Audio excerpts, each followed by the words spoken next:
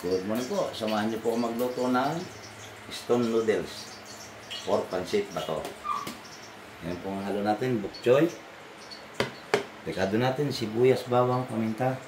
At siyempre po, ito po ang ating sahog. Yan. Napakasimple lang po niyan. Yan. Dalawa tayo.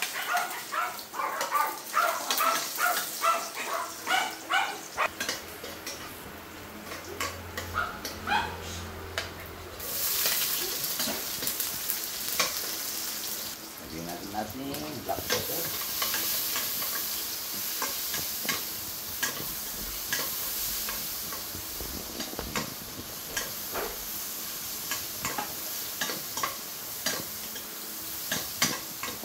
Yung ating mackerel.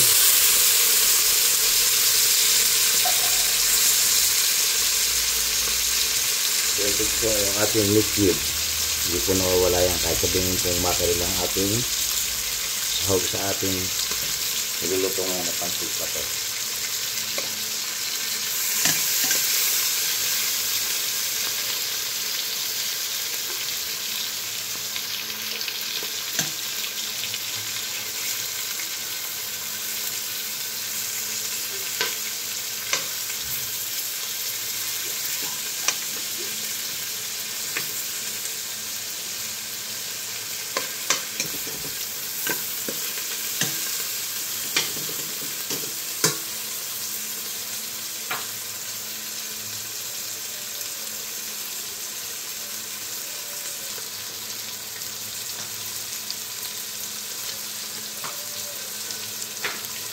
Yung ating panimpla na patis.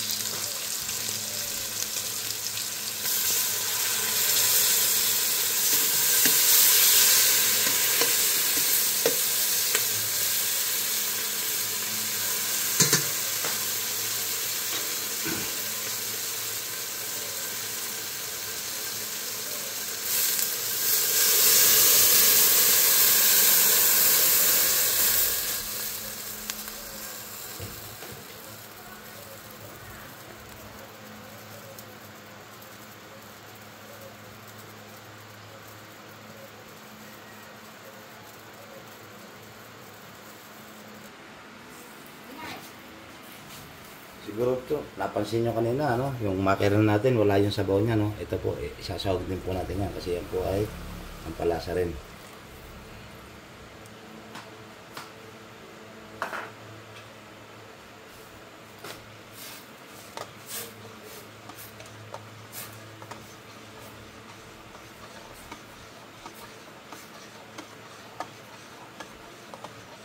So ito po mga icon, 2-in-1 po ito, pwedeng ulam, merienda, bahala na po kayo. Pero ito po yung isang masarap na luto ng ating pancit bato.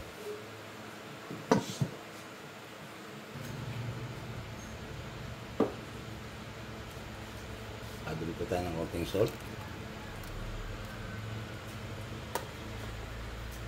Bago po natin ihulog yung ating pancit bato, ano po yan, kailangan natimpla nyo na po ito ng ayon sa inyong panglasa.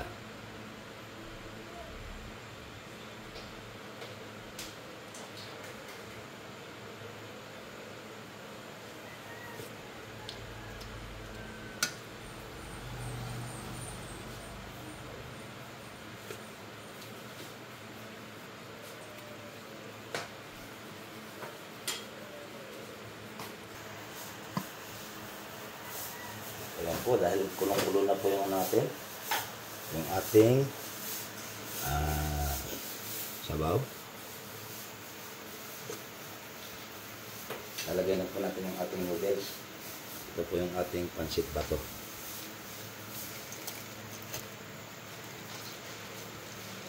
So ito po ay may sabaw po talaga to. Parang nagluto ka lang din po ng instant noodles.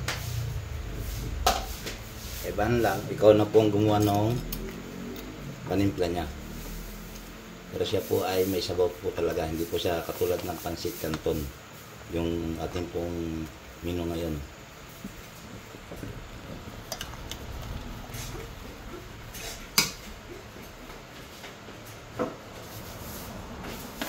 pwede na po natin ilagay yung tangkay ng ating bok choy. Ayan. At yung dahon po, sa last part na po yun. Ha?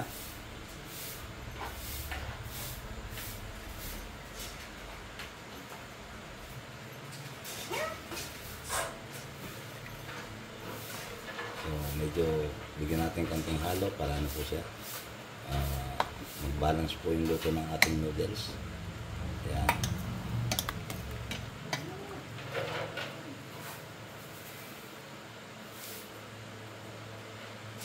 Po, mura lang po yan. Yung ating malaki na mackerel na sardines is nasa 75 pesos lang po yan. So, option nyo na po kung pechay, bok choy o ang gagamitin nyo.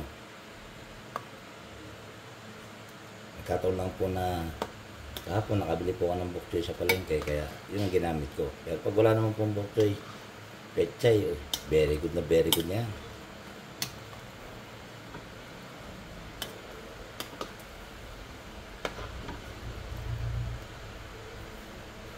So, mas nare-recommend ko po yung ganito kaysa sa instant noodles.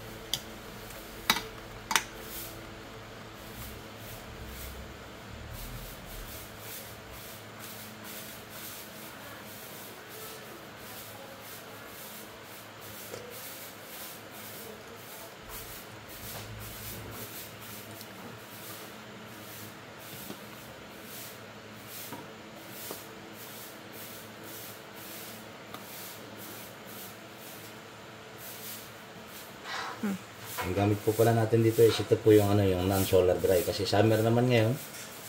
Kaya okay lang po na bumili tayo ng pansit bato na non-solar dry.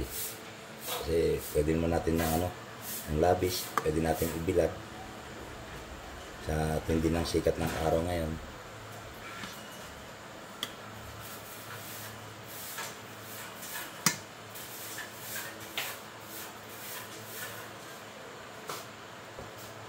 Maluto na po yan, kaya pwede na po natin ilagay yung dahon ang ating bok choy.